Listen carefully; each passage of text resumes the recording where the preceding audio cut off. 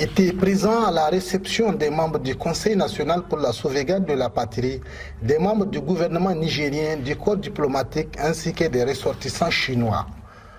L'ambassadeur de Chine est revenu sur le bilan du 20e congrès du Parti communiste chinois qui a permis à la Chine de maintenir une croissance économique vers un développement de haute qualité.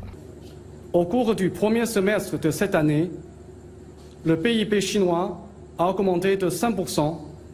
L'économie chinoise reste le moteur majeur de l'économie mondiale, avec une contribution de plus de 30% de sa croissance pour plusieurs années consécutives.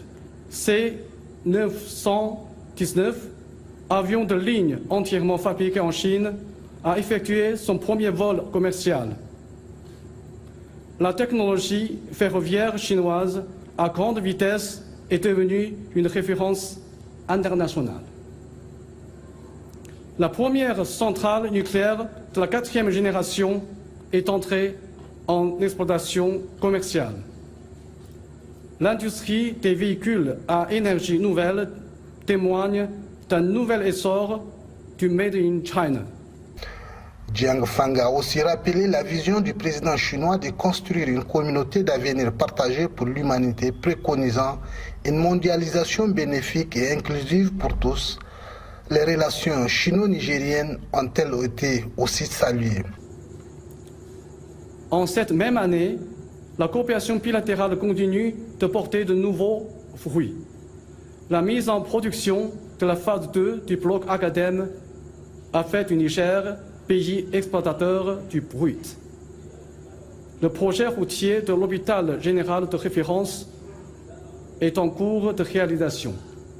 Le projet sur la rénovation du stade général Kongché s'avance dans d'heureuses conditions.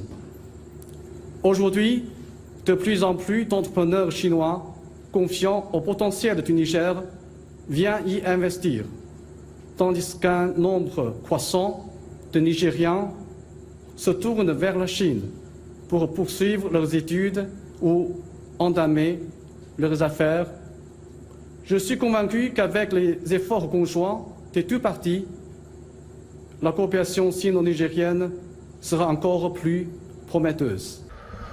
La célébration du 75e anniversaire de la fondation de la République populaire de Chine intervient au lendemain du sommet du Forum sur la coopération Chine-Afrique, une occasion pour de nombreuses personnalités de féliciter la Chine en cette date historique. Omar Ougado, correspondant CGTN français, Niamey au Niger.